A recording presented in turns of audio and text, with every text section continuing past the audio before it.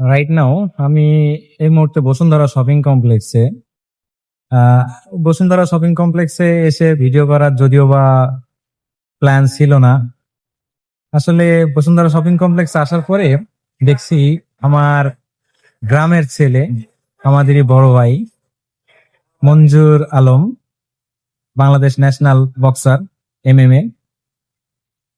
তো মঞ্জুর ভাইয়ের বসুন্ধরা শপিং কমপ্লেক্সের যে বিলবোর্ড আছে, বিলবোর্ডে সুন্দর একটা ভিডিও ওরা উপস্থাপন করতেছে।